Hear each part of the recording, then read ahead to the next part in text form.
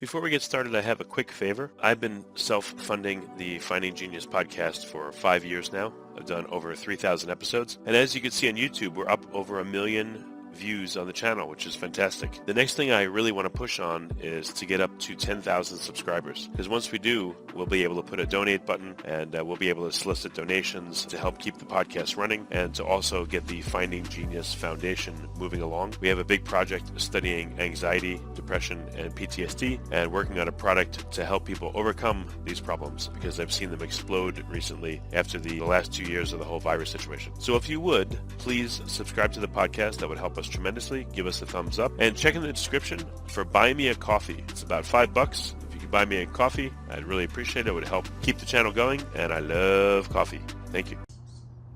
Hello, my name is Ellis Amdur. I've had a 50-plus year career in martial arts, mostly traditional Japanese martial arts, which was a repository of knowledge concerning face-to-face communication in extreme situations. This information that I brought back from Japan is something that I've applied into the field of tactical communication and de-escalation, something I'm going to have the pleasure of speaking with everyone today. Thank you. Forget frequently asked questions. Common sense, common knowledge, or Google. How about advice from a real genius? 95% of people in any profession are good enough to be qualified and licensed. 5% Go above and beyond. they become very good at what they do, but only 0.1%. are real geniuses. Richard Jacobs has made it his life's mission to find them for you. He hunts down and interviews geniuses in every field: sleep science, cancer, stem cells, ketogenic diets, and more. Here come the geniuses. This is the Finding Genius Podcast With Richard Jacobs.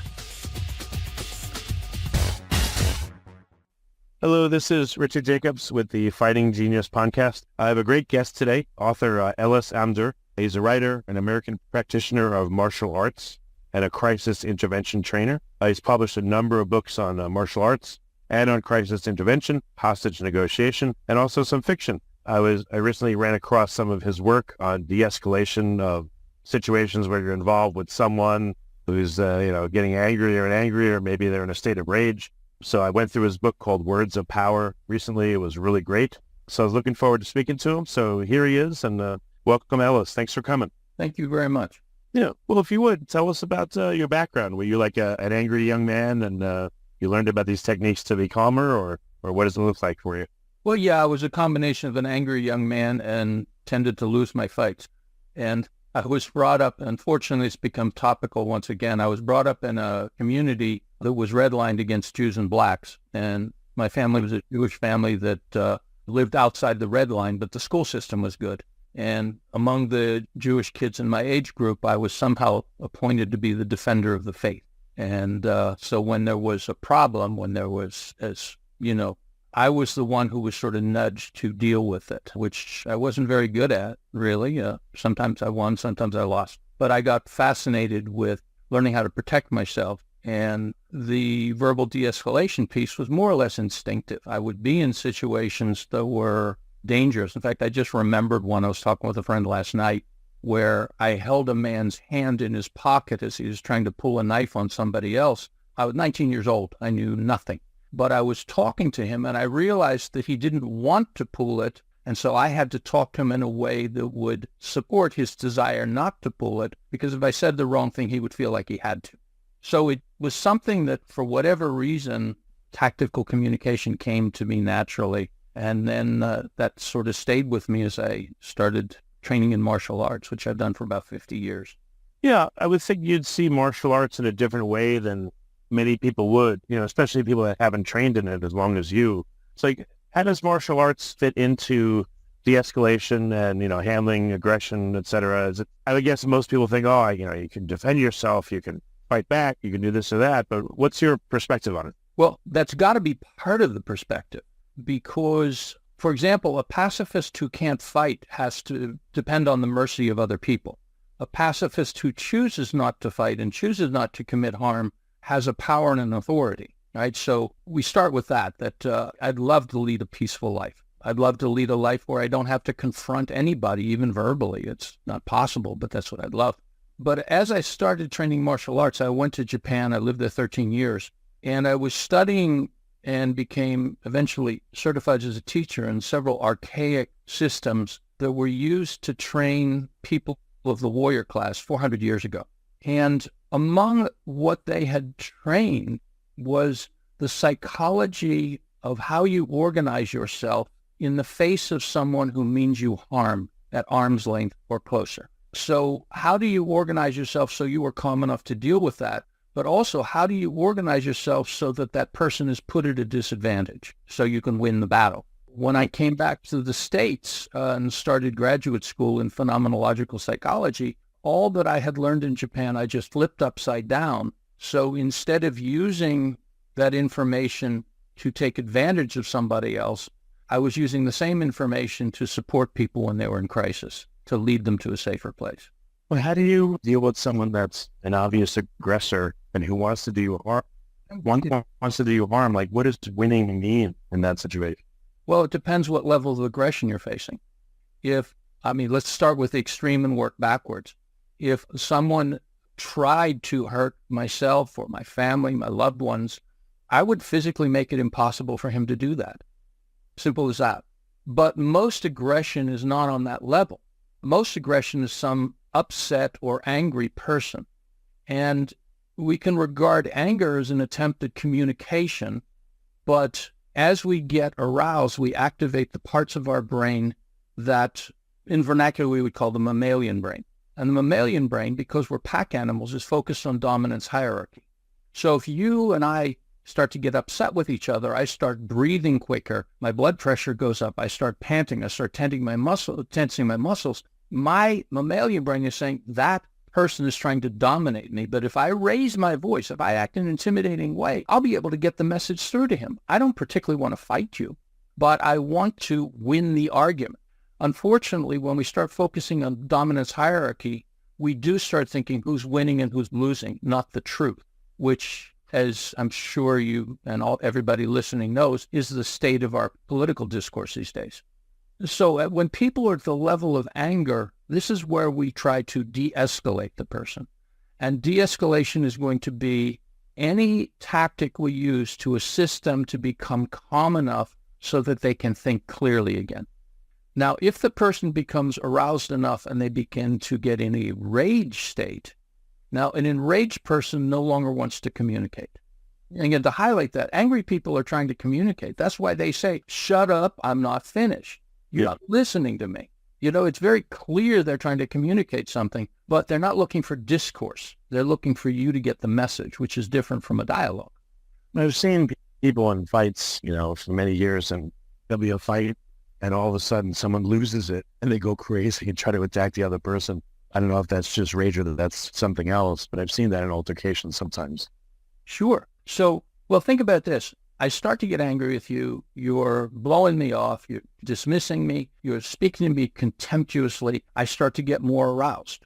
And then another part of my brain becomes increasingly activated. In the vernacular, this isn't neurologically 100% accurate, but for ease of communication, we would describe it as the reptilian brain, which is the survival brain. When I become aroused enough, I perceive the interchange between you and I as threatening my survival. And unfortunately, that brain cannot differentiate between a physical threat and an insult. All it determines reality by is how aroused this human system in my body is responding. So what can happen is when you and I are having an argument and I get to a certain level of arousal, my human brain is trying to say, there must be a way out of this. Why is he acting like this? My mammalian brain is, I don't like the way he's talking to me. I'm going to talk over to him. My reptilian brain is saying, no, I must eradicate this threat. And so there's, if you will, there's kind of an argument going on inside my head. And the rage state is the brain attempting, the primitive part of the brain, to disinhibit the rest of the brain so that it can act for a violent way. So you can have somebody who's right on the edge of violence, who's saying, get off of my property or I'll kill you. And they will. And so you step on their property, they feel the threat's reduced, and they don't fire that shotgun or whatever it might be. But if they get to a certain level, even if you do a conciliatory gesture, they can't perceive that, right? The threat is too extreme. That's when we've entered the realm of violence. So the formula is, if you type this as 4 parts formula, when people are at baseline, if you think of 100 scale of arousal, 0 to about 25, that's baseline human brain dominant. We communicate through dialogue. And dialogue is response, doesn't mean equal numbers of words exchanged, but there's a freedom between us to communicate. In intensity, from about 20 to 95, not frequency, but intensity, we're in mammalian brain dominance, we're in anger.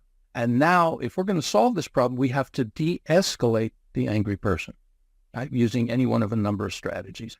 Anybody who's been to couples counseling has heard about a sort of paraphrasing, and it's usually done in a rather silly way. I don't want to go off on too much of a tangent. But basically, you're trying to... I've heard of mirroring. How's that different from paraphrasing? It's kind of the same. The problem with mirroring is if you repeat what somebody says word for word, they will pick up you're mocking me, just like when we were small children. I watched my grandsons do that to each other just the other day. Oh, like copying each other? Yeah. Another level of this, it goes by such names as motivational interviewing and things like that. What I hear you saying, what you're sharing with me, a very stereotypical way of talking, which is very hard to do if you were emotionally aroused yourself. So a paraphrase is just using common language, summing up your understanding of what the person's saying or doing. So, for example, when I was doing crisis outreach, I might knock on a door and some guy answers the door and he goes, "What the hell do you want?" And I say, "You really didn't want to see me today." I've paraphrased his attitude without mirroring the language. And then he might go on, it's like peeling an onion. And he says, "Yeah, I didn't want to see you. I was just drinking a beer and minding my own business, and here you show up. So you're having a good day." And then we peeled another layer and he goes, "Well, it wasn't that good. I mean, my wife let me, and then we start to talk, peeling the layer one by one, right? So I'm informing him, this is how much your message has succeeded. Now, if it fails, because I'm not asking a question, they correct me. Before we continue, I've been personally funding the Finding Genius podcast for 4.5 years now, which has led to 2,700 plus interviews of clinicians, researchers, scientists, CEOs, and other amazing people who are working to advance science and improve our lives and our world. Even though this podcast gets 100,000 plus downloads a month, we need your help to reach hundreds of thousands more worldwide. Please visit findinggeniuspodcast.com and click on Support Us. We have 3 levels of membership from $10 to $49 a month, including perks such as the ability to see ahead in our interview calendar and ask questions of upcoming guests, transcripts of podcasts you're interested in, the ability to request specific topics or guests, and more. Visit findinggeniuspodcast.com and click Support Us today. Now back to the show. In your example, the person responded to you, but what I felt when you first said that was a little actually confusion. I imagine myself in that situation, and if I said that to you and you said that, I feel like I would probably pause and be actually confused by what you said. Is that also a common response? It happens, and confusion's great too, because when a person's confused and paused, they're actually thinking, right? And when people begin to think, they restore themselves to the higher brain function and they think through the problem. Like, I was just minding my own business. My wife left me yesterday. Do I really need to punch the social worker? Is that going to make my life better? Right? And so if he's confused and thinking about it, the thought that maybe it's not a good idea to get arrested again may come to mind. So it's not that I'm deliberately trying to confuse the person with a web of words, but if they're thinking about what I said and what it means to them, that's always a positive step. Okay. Now, the dilemma is if they become so agitated that they become enraged, they no longer care what I have to say. And so I can't de-escalate them. And this is a flaw actually in a lot of law enforcement training, that you'll have somebody screaming, "I'm going to cut your throat," and the officer, for example, draws his taser and says, "Step back." And then somebody might say, "Why didn't you de-escalate him?" Because when a person's in a rage state, we don't use de-escalation tactics, we use control tactics. And the control tactic is based on what kind of rage they're presenting. And without getting very dramatic, for example, I called up a friend and we got into a political discussion. And all of a sudden he started yelling at me. And I said, "Look, I already know what you think about this issue. Yelling at me isn't going to change things." So he yelled at me some more. And I said, "If you yell at me again, I understand that to mean you and I have nothing else to talk about. I'll hang up the phone." And so that's a control tactic. I'm not validating his feelings in the least. I'm just saying, I don't like the way you're treating me, and you'll stop. How do you differentiate that between someone saying like, this conversation's over because they get uncomfortable?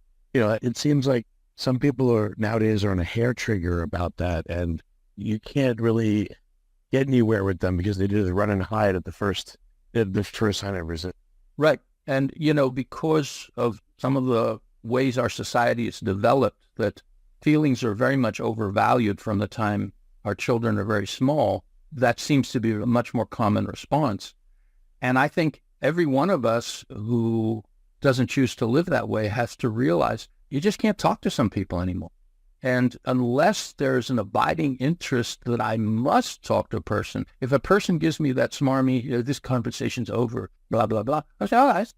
And that's one less person I have to disturb myself with. Oh, I thought you were going to have like a tool for every scenario, no matter what someone does. But well, it is. Disengagement is a very valuable strategy, right? Let's say you're an attorney and you have a client who is just acting like a jerk. And you get overvested. Oh, I'm an attorney. I'm his attorney. I've got to help him through this case. And he's treating you with contempt, distaste, all the rest. And at a certain point, you may say, well, look, you're entitled to have that attitude with me, but I'm entitled to no longer be your attorney. You can find somebody else, right? And then the person can say, well, you don't deserve any attitude that I'm giving you. I say, get out of my office. No, I'm going to jail, right? Or they say, well, blah, blah, blah. And then we begin to talk about it. So again, what do I have to lose? Now, if I'm the client, we're about to go into court and my attorney has an attitude and he's not being, she's not being a very nice person to me, I may have to tactically communicate with my attorney because it's kind of too late to try to find a new attorney because we're stepping into the courtroom in 5 minutes and my house is in foreclosure, right? Right. So then I can't say, well, if you're going to take that attitude, I'm just going home because I can't. So maybe, for purely tactical reasons, I'm going to have to say something like, I was wrong. You are really the smartest person I've ever met. And blatantly manipulate that person if that's the best tactic to get them to work for me. Okay. I've noticed, I don't know, maybe it's unique to me, but I've noticed if I can keep my calm in a conversation, sometimes if someone's getting really upset, I actually see a dial on the wall and I think, should I turn it up or turn it down? And a lot of times I'll be like, all right, I'll turn it down. But sometimes I'm like, to hell with it, and I turn it up, and go after them. Any strategies or tactics that people can somehow keep presence of mind if they're dealing with someone that's like really aggressive or angry so that they don't lose it and they can keep the situation from escalating? Yeah. There's a subset of people who don't feel like being angry is a negative. Many people, probably most of the people listening today, when they get angry, say at their child or their spouse, if they don't in the moment, later they feel bad.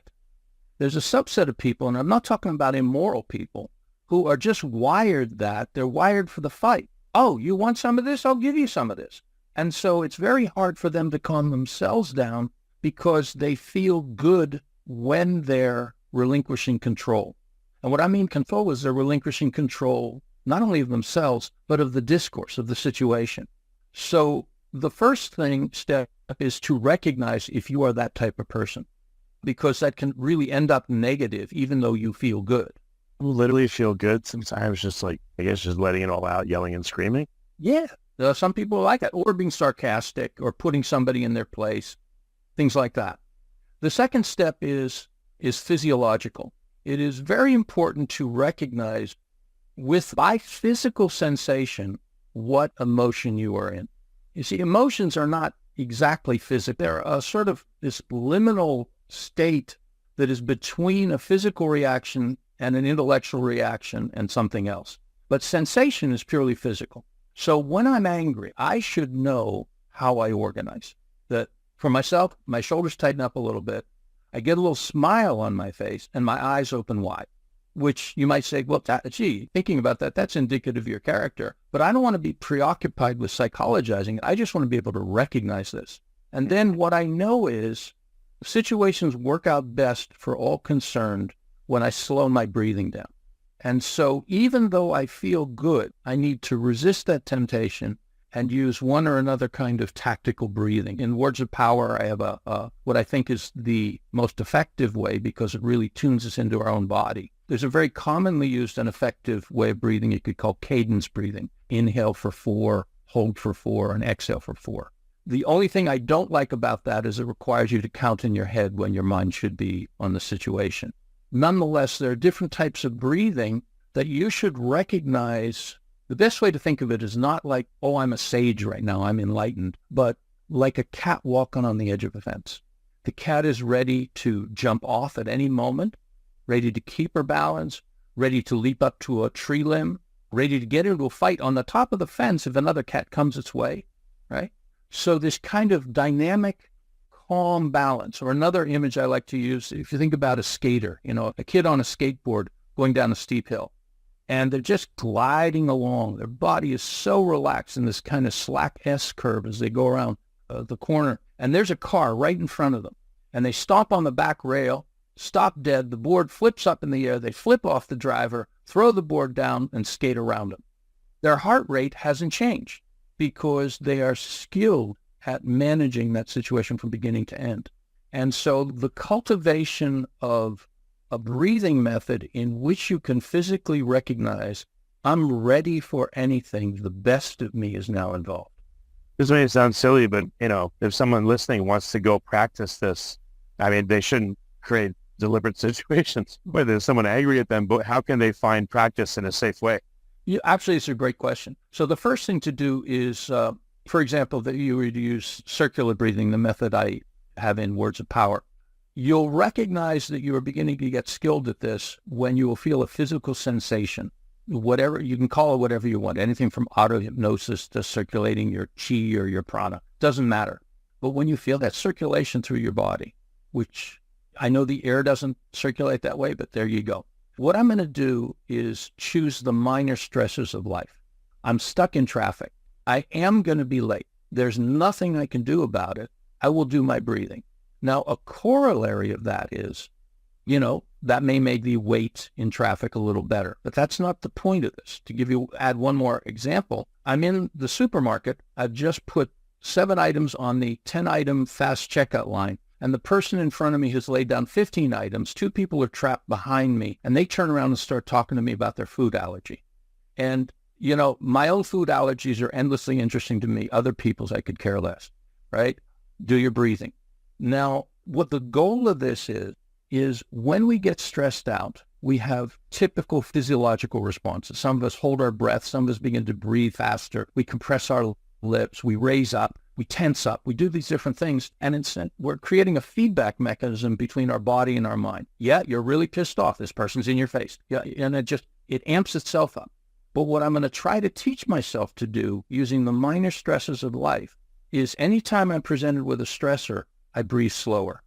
If I do this enough, I will create, I'm not the first person to use this term, but a pseudo instinct, a trained behavior that I cannot not do because I've trained it so much. In sports psychology, there's a phrase, an amateur is somebody who does something very well.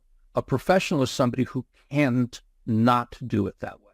So if you want to have a certain response to stressful situations, you got to put in the work. You got to train yourself to have that response many times.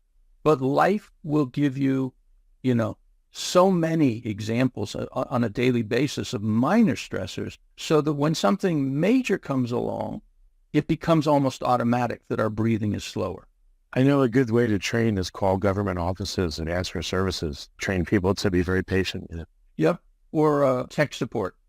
One of the best crisis intervention people I ever dealt with is I had some report to a court that was due the next day, and my router went out, and I called tech support, and I got a kid with a very thick accent. I couldn't understand him very well. And I said, I have to ask, where do you live? And he said, oh, sir, I am from Egypt. And I want to assure you that no matter what happens, I will be with you until this problem is solved. As long as it takes, I will be with you. And I felt like he reached out and was holding my hand. And, it literally took about 2.5 hours. And he stayed with me, made conversation about his village, and he was a master of what he did. That's cool. When I've heard disingenuous script reading, It makes me angry, though. Oh, I'm sorry to hear that. They're not. They're just reading a script. Like, what do you do if you're dealing with someone that doesn't really seem to care? And again, they're just reading a script and they don't seem to be able to come off script. Like, how do you get through to someone in a frustrating situation like that? Again, you start with how important is it? But let's say it's important. I'll give you an example which wasn't a script, but it functions the same way. One of my little grandsons was just here. He got a blackberry thorn in his foot. It wasn't very deep, but he's a kid who just is wired to really feel pain very intensely. And I told him, I'm going to put ice on it first, and it's going to hurt for a fraction of a second, then it won't hurt at all as soon as I pull this out. And I did what I said, but as I was about to pull the thorn out, he started shrieking and crying. And I said, I'm not going to use his name. He deserves that respect, but I said, you're hurting my feelings right now because you're saying you don't trust me. I told you it would hurt for a fraction of a second, that you could not even blink, and you're acting like I'm going to hurt you really bad. And he sort of, and while he was saying, I pulled the thorn out. So there's no formula for this, but when somebody else is formulaic, we do something to derail them of their formula, which requires them on one level or another to mentally blink. It may be, we're going to talk all day and get nowhere if we continue this dialogue as it is. We have to do this differently. I like that phrase, you're getting someone to mentally blink. Yeah, that's a good way to put it. Yeah, and it doesn't have to be brutal. Sometimes, recounting stories, I can, and other people in this field can recount their most dramatic stories because they're really cool. But a lot of this is just, as you say, getting somebody to blink. It's a momentary thing that reboots the discourse. Yeah, I always wonder, what if someone's being aggressive and mean with you and you pretend to cry, like, why are you so mean to me? Pretend to wail and get really upset. Would that derail them, or would that just make them angrier? So, a sadist would be delighted, right? A person who genuinely cares about you and has, in a sense, lost his or her bearings, maybe the first time they go, oh, I didn't mean to. But if you try that the second time, you're going to be playing the victim, won't you? Yeah. That strategy. So, there's the, if in a confrontational situation, there's fight, flight, and freeze. Do most people freeze? It seems like they do in the face, especially in the face of anger or violence. How can you train yourself the right way, depending on the situation you're in? So there's actually 5. There's fight, flight, freeze, flinch, and faint. So faint, of course, is the most extreme. In certain cultures, for example, Victorian 19th century Europe, upper class women only had that option. So they checked out of situations. Oh, they would literally faint and fall to the ground. Yeah, because they didn't have any other option that they were allowed to have. They would have been ostracized anything else they did. Yeah, I've heard there's certain goats, you scare them, and then fainting goats, I guess they fall down and faint, right? Yeah, I truly don't know on an evolutionary basis what the advantage of that is, but it does exist, yeah. I think flinch is a universal when something is flying at us very fast. Some people particularly people with a history of abuse, verbal abuse or otherwise, tend to flinch when somebody raises their voice. Freeze is interesting because, in fact, every animal, even momentarily, will freeze and evaluate before they move in most situations. For example, if you have a cat walking across your lawn and you clap your hands and startle the cat, the first thing it does is it freezes and looks at you. Then it decides to run away. You'd have to do something that undeniably made the cat think I'm about to be killed for it to not freeze for that fraction of a second. Many of us humans will get stuck in the freeze, which is the evaluation phase, and neither flight, run away, or fight.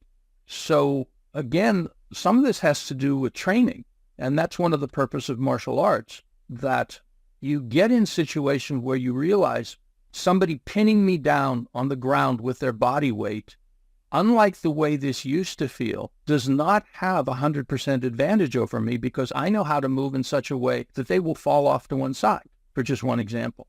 Another example, somebody's choking me, but I know what to do because they don't have that choke on all that well. They don't know what they're doing. I'm going to be able to get out of that, and so I will. And so what happens is in more and more situations, if we train for them, they aren't strange and threatening. We've already been there. We've experienced it. And we know that won't kill me. The scariest thing is a thing that we have no familiarity with. You know, And, when I started in mental health, my supervisor told me to go down to the drop-in center and have lunch with the chronically mentally ill people who hung out there all day. why? And I was like, high voice, what? And she said, yeah, they cook the meals. And I'm like, what? And she surprised at me and just said, get going. So I went down there, because I sort of got in the mental health field without really having any experience, any paraprofessional, any volunteer, nothing. I came back from Japan, went to graduate school, and then started working. And so a bunch of people, some of them not smelling very good, swarmed around me. And simultaneously, somebody said, what's your name? And somebody said, how tall are you? And for some reason, I decided to respond to the second question first, and I said 6'6". And she said, oh, no, 666. The devil is here. And the devil is here. And people were edging away. And, I don't know if you can see me on the screen, but I could understand why somebody would think so looking at me. I'm sorry, that's funny. It is funny. And, that was the start. Now, first of all, they had some good cooks.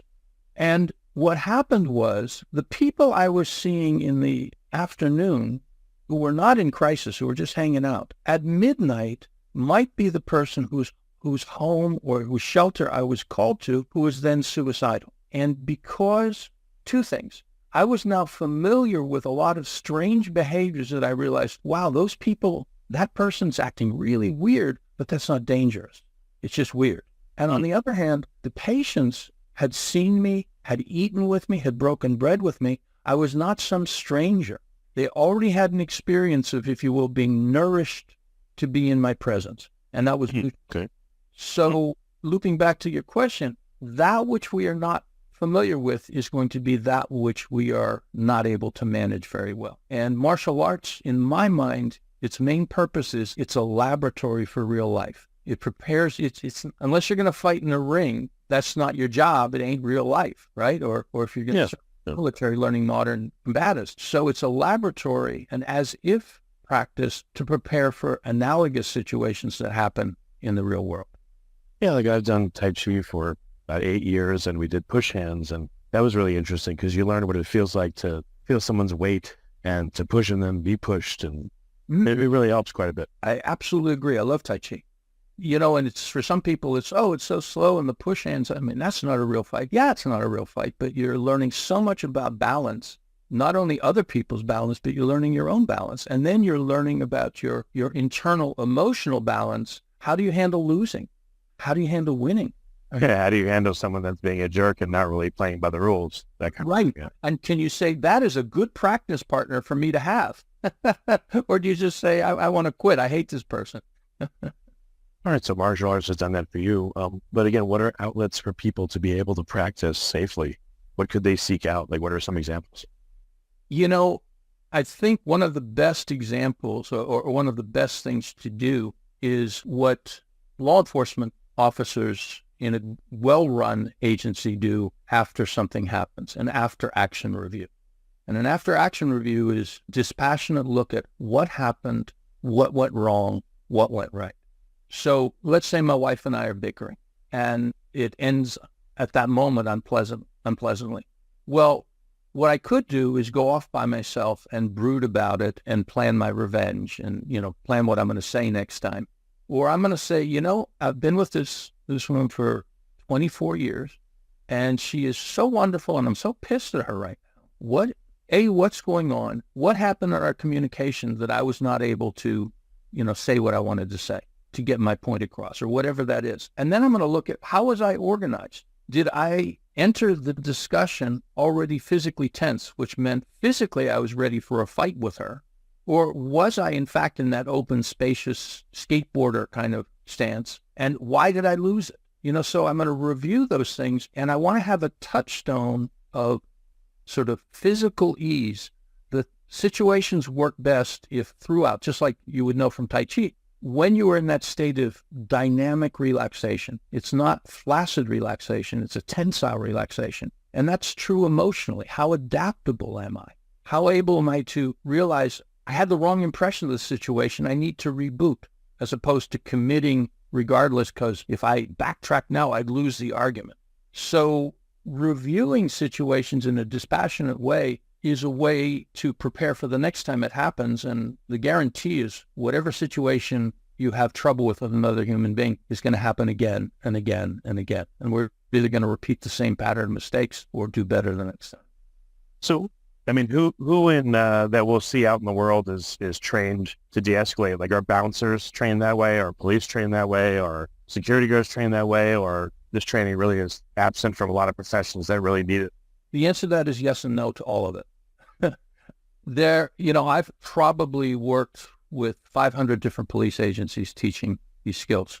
I have a basic principle is I respect the house I'm in. And so I would never come into a police agency as a mental health professional and try to teach mental health skills or teach how I would handle a client. I first learn enough about their profession to know how law enforcement officers are expected to act, what they're required to do, and try to tailor-make these skills to that profession. So, and I'm certainly not the only trainer out there. In fact, I'm retired, so I'm definitely not one of the trainers. But there are a lot of agencies that there are some very, very skilled officers. And one of the most interesting bits of research I've ever read is that SWAT-trained cops have the lowest use of force complaints of any police specialty. You know, the meme that's gotten in too much society is militarized police, blah, blah, blah. The SWAT police, they have too many weapons, blah, blah, blah. SWAT-trained cops have the least complaints because they train regularly on physical issues. They have an inner knowledge that if this situation goes sideways, I can handle that too. And so that confidence is reflected in how they interact with people. And by and large, they're not arrogant, overbearing individuals. Right? They're confident people. Just like if you ever watch a good pro boxer walk to the ring, he or she is a graceful, calm person, not all agitated. So most people, unless you're dealing with a real crazy person, most people are going to be safer dealing with a trained person than with just some random person off the street. Yeah.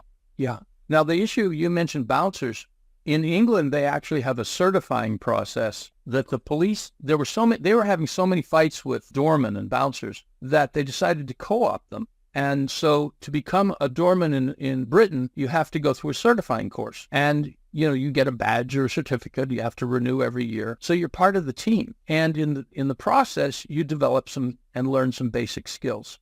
So trained individuals, in America, it's the Wild West. There are some bouncers who are masters at this. Their attitude is, the bar gets damaged, I've failed. So I'm going to keep the peace regardless, right? There are other individuals in other bars that they don't care, where, just have people who are thugs and looking for a fight. Security professionals, the same thing. There are 3 times as many security guards as there are law enforcement officers, and they are woefully undertrained. Some companies do a good job of making sure their employees get some real good training. Others do not. Correctional officers are among the best verbally skilled people I've ever met, on average. Oh, really? Huh. Yeah. There are toxic prisons, no doubt.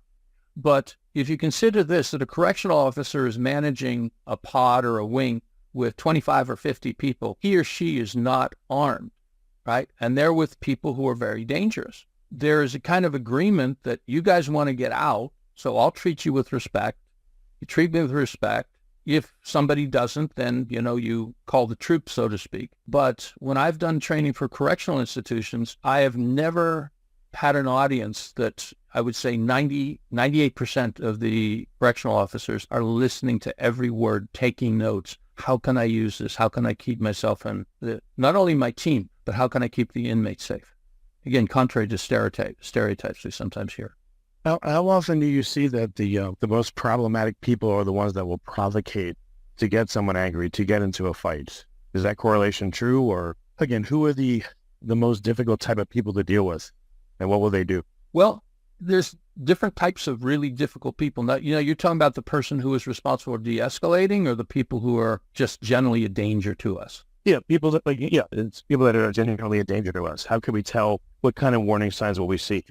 Okay. Probably the most typical individual, if you just think of a typical road rage incident where the person amps themselves up, is pacing, think of that as a war dance, is yelling, glowering, maybe pounding their chest, hitting objects, basically an adult throwing a tantrum. They are amping themselves up to violence. Think of that as hot rage. That, for an ordinary individual, is the most common type of rage that you would run into. Less common are, for example, chaotic rage, what you would expect from somebody on an overdose of bath salts or ketamine or something like that. The person who's like, I don't mean to degrade anybody by the image, but acting like Taz in the Bugs Bunny cartoon. They're very, very difficult for anybody to deal with because there's not much of a thinking person accessible because of their, the delirium state. You have terrified rage. This is a person who's like a cornered wolf. For most of us, how often are you going to run into that? But this individual is, for most of us, pretty easy to deal with because they say, get away from me. I'll hit you if you come near me. So what do? We pull back. For most of us, unless we're in a very specific profession, there is no need to come up on somebody who is frightened. Okay? And then the final type of rage you have is cool or predatory rage, and that's the person who can maintain full cognitive functioning while intending to do us harm. That's the movie villain, right? That's the one that we're so afraid of, and it's so rare that we would run into. Oh, that's good. So you're saying it's very rare you'll run into someone that's cold, calculating, and also provocating. Usually it's more crass or obvious or coming from a place of fear or just loss of control. Yeah. So the most common is hot rage. And if you think about it, just to do like a quick kind of sort of formula. So my next door neighbor who's lost it is yelling and start throwing things over the fence, stomps around, and he punches a hole in my fence. He's cursing me out. He's spitting, pounds my car, and starts walking toward me. So let's arrange all that on a ladder. Each rung of the ladder is a more immediately dangerous behavior. Now, he just called me an anti-Semitic slur, and I hate that sort of thing. That's irrelevant right now because he's stomping toward me. He pounded my car. He's stomping toward me. The most dangerous thing, the top rung of the ladder, is he's coming toward me. And now, of course, if I can escape and get behind a barricaded door, of course, that's choice number one. But if I couldn't escape, then I'm going to say step back, step back. I don't say stop, because a person could stop while they're too close to me. They've complied and they're too close. I want them moving in the opposite direction. Now, if they don't step back, which again is the rarest of the rare, we now are being assaulted. And now we take whatever defensive actions we can. That's self-defense. But what most people are going to do is howling all the way, they're going to step back. Or a subset is the person who smirks on the way back and said, oh, you're glad I'm stepping back. I'll do a tap dance on your face, man. But they're stepping back. That's the bluffer who might hurt us, but they're doing that to save face. Okay, so they step back. So the next thing they do is they start punching my car again. Well, let's make it a step further. They start punching their own car. Why would you care? Because it's stimulating behavior, and the car doesn't scream with pain like they would like you to do. And so you say, stop hitting things. I keep it general because, if they stop hitting the car, they hit the fence post. So stop hitting things. And they say, it's my own goddamn car. I'll hit it if I want. And I don't get into a dialogue. I don't say, well, it's your insurance. I ignore that. They stay on the ladder. And I just say, stop hitting things. They step forward, I say, step back. Now, what's important is I don't yell. I drop my voice in my chest so it vibrates from the chest. In the mammal kingdom, vibrato from the chest is taking the alpha position, taking the dominant position. And it's not only... But what if the person says, you can't tell me what to do, and it ramps them up even more? You say, step back. In other words, what they're saying is irrelevant. If they're too close, it's an assault. And then we have to defend ourselves. That's all we have left, right? And this is where people get into quite reasonably such things as learning proper concealed carry techniques, which is reasonable for some people, going to martial arts classes. But again, here I am. I'm 72 years old. I've probably been in 2 or 3 situations at this edge in my life, and I was in an environment where you would expect it. Thankfully, for most of us, in most situations, these are the rarest of the rare, and far more people are going to be enraged than truly violent. The fact is, though, that if I'm going to say step back, and I'm organized, standing properly to defend myself, if things do continue to escalate, I'm still as ready as I possibly could be for that. But if I say, please, I didn't mean to offend you, what can I do to make this right? If this guy's in a state of rage, as you and I were talking about at the very beginning, that's going to be intoxicating. he now has a victim, right? Which is something we are seeing geopolitically when, for example, Israel is encouraged to negotiate with people who say we want to kill you. Right? And negotiation is taken by people who only intend to annihilate you. Negotiation is taken as weakness, not strength. Okay. Yeah, which again, as I said before, seems to activate their prey drive even more. Yes, exactly. Exactly. So let's say, continuing our latter situation here, so they stop pounding the car and they're just pacing and yelling and swearing. And again, I'm in a situation I can't escape from. Maybe I'm an attorney, it's somebody in my office. And I would say at that point, sit down. And you're saying, wait a second, I don't want to sit down. I want to leave the office. But think about the vast journey from your office past 2 cubicles, past your receptionist when they're in an escalated state. Who might get hurt in that process? I want them calmer. And if I say, so I would say, sit down. We'll talk about it when you sit down. Or, yeah, I know you're upset. We'll talk about it when you sit down. Sit down. I don't say please, because that's an irrelevant syllable to an enraged person. Okay? So again, if they step toward me, I say step back. In other words, what they get from me is there's no other message, no matter what your behavior, but this. So let's say they sit down and they're cursing me and yelling at me. Well, the yelling is more stimulating no matter what they're saying. So I say, I can't hear you when you're yelling. Lower your voice. I can't. And they say, it doesn't make sense. I say, my ears just don't work that way. Lower your voice and we'll talk about it. Huh, that's interesting. Okay. And then, so let's say they do lower their voice and they're cursing me out and saying all kinds of things. I say, talk to me with the same respect they talk to you.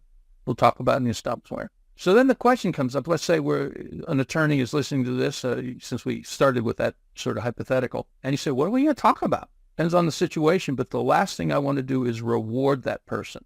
So in other words, they semi-tipped over my desk, dropped things on the floor, threatened to hurt me. And now we're going to talk about it. Are we going to immediately go into, okay, let's talk about your continuance?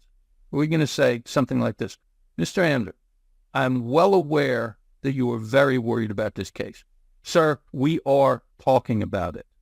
I'm aware that you're worried about this case, but as worried as you may be, that does not give you the right to come into my office, knock things on the floor, threaten me or anybody else in this office. You will go home now, sir. We are talking about it. If you would like to finish our discussion, be at your phone at 4:45. I will call you then. We will discuss on the phone how we will handle this case from this point forward. And I expect you will treat me with the same respect I treat you. Now leave my office. So, what if the person feels ashamed and it inflames their anger? Maybe some people would take that as you're shaming them. So there are 2 things that are going on. The one thing is, as I am speaking, I am assessing. And I also, particularly if you have a client, you know something about them. So if you have somebody who, for example, is honor-based, I do not want to shame them because their face, their name is all they have. So I might deliver the message differently. If, for example, the person is advocating for their child, I might say, I understand you are very worried for your child. And a parent worried for their child will do anything for their child, but that cannot include threatening me or my staff. Mr. Amdur, you have to go home now. We'll talk about this. I'm going to call you at 4:45. I understand you're worried about your daughter. We will talk about this, right? Yeah, that's a good way. Yeah. So there has to be an assessment. Who am I speaking with? It's not like a cookie cutter that everybody gets the same message in the same tone of voice. But the overriding rule has got to be, you should never reward somebody for putting you in fear.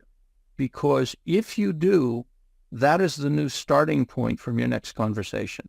Any territory we give away to an aggressor becomes their territory from that point forward. So there's the physicality, and then there's the words you say. For the average person, going about their day, what kind of phrases, like what kind of situations can they expect that are most probable, and what kind of phraseology can they develop with practice to help, de-escalate those situations? Like, is there a small subset for most people? Well, look, for most people, and if you think about the book you mentioned, Words of Power, that's part of a series of 13 books. The first 12, each was written for a specialty profession that dealt with aggressive people on a regular basis. So one book was for police, a separate book for probation officers, for example, a book for families who live with individuals who suffer from mental illness. In other words, aggression is going to be almost a daily activity. And then a lot of people said, well, how about a book for ordinary people? And so I distilled down this book Words of Power, and I had 3 critical readers. One of whom was my wife, a former ballet dancer. One was a writing professor in British Columbia, and the third was a physical therapist in Pakistan, all women. And basically what they did is they went through the book and they would highlight sections and say, that's really interesting, but I've never run into it in my life. And so what's in Words of Power is what ordinary people run into. And the main thing is most of what we run into is anger. And if there is one tactic to master with angry people with whom we must communicate, right? It could be trying to return something to a store. You were charged the wrong amount of money on your coffee order, and the barista's getting feisty, things like that. The very first thing to master is what I mentioned before, breathing. Because even if you deliver the wrong message, if you're breathing and you are calm, the other person perceives you as not threatened and non-threatening. And that tends to calm most people down. Now, if there's one specific verbal strategy, it's something we talked about, and I certainly can't teach it just in these few moments here, but it is paraphrasing. When ordinary conciliatory gestures don't work, for example, with a barista, they didn't charge me and they don't want to look at the check again. I'm going to paraphrase their attitude. I'm going to say, looks like you're really having a rough day. What I don't do is ask a question, right? Are you having a rough day? Because remember, if an angry person is trying to communicate, a question shows your ignorance. The communication has failed because you have to ask what's obvious. But if you say, you look like you're having a really rough day, and I go, yeah, I'm having a rough day, and then you get in my face about the charge and stuff, and I might say, so I'm not the first person. I say, no, it's been like this since 8 a.m. Ooh, that's a long day. Yep. And so basically I'm trying to peel the layers until I can get to a point where I say, look, would you just do me one favor? Would you look at this check and add it up with me? Because I think there's an error. I'm not blaming anybody. I just can't afford to be spending more money than is in my pocket. Right? Now, if I said that from the very beginning, I'd probably get blown off. But if I have demonstrated I get the kind of frustrating situation they're in, there's more likelihood that there's going to be conciliation. Yeah, because they're being listened to. That makes sense. Yes. Yeah. Is there ever a point in deliberately taking someone a bit further up the scale so the letdown is more powerful? Maybe that's not a nice thing to say. Maybe there's some personal satisfaction in there. But is there ever a time where that should be the strategy? Make him a bit more upset, but then come down. I can't really think of one like that. I mean, I can think of times, for example, with my sons, when I deliberately, tactically escalated myself because they were not getting that this was serious, and they were now at a level of manhood. They were not little boys. And they were, for example, talking to their mother in a way that was outrageous. I mean, one of the most wonderful moments of my life was when I was 15 or 16. I was an angry kid, and I was giving my mother grief. And my father, who was very ill, struggling with cancer, comes back to my room, and he looks me in the eyes and he says, Ellis, the first thing I want you to know is I love you more than I can possibly express. But I also want you to know that I treasure your mother more than anything on this earth, and I understand you're giving her grief. If you ever do that again, I will gladly throw you out of this house and never see you again. And he smiled at me and walked out of the room. And I had this combination of outrage and fear, and beyond it, I had this thrill. Wow. So that's a man. That's how a man protects his woman. That's and anything less than that, if he tried to understand the tough time I was having in high school, if we went through one of those standard kind of psychological dissections of what it's like to be a teenager, would have had no effect whatsoever.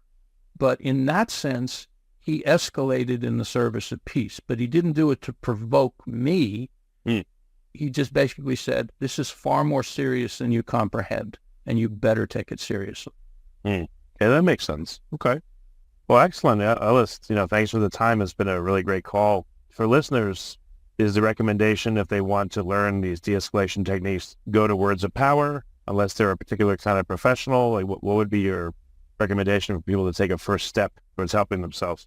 Yeah. In terms of the skills that I have offered, Words of Power, and then there's a second book called The Accord Agent, Managing Highly Problematic Situations in the Business Environment. That's the art of communication in more subtle situations where aggression is a part. If you're curious about any of my writing, if you go to edgeworkbooks.com, it's got links to Amazon, which is where you find everything, and other places as well.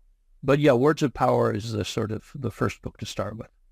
Okay. Well, excellent. Well, Ellis, thanks so much for all that you do. I mean, there's so many, as I said offline, being from New York, I'm used to confrontation, unfortunately. And, it's no good to fight all the time. It just wears on you and it can be dangerous. And it is far better to de-escalate. So I really appreciate you being here. It was a pleasure. Thank you very much. If you like this podcast, please click the link in the description to subscribe and review us on iTunes. You've been listening to the Finding Genius podcast with Richard Jacobs. If you like what you hear, be sure to review and subscribe to the Finding Genius podcast on iTunes or wherever you listen to podcasts. And want to be smarter than everybody else? Become a premium member at findinggeniuspodcast.com. This podcast is for information only. No advice of any kind is being given. Any action you take or don't take as a result of listening is your sole responsibility. Consult professionals when advice is needed.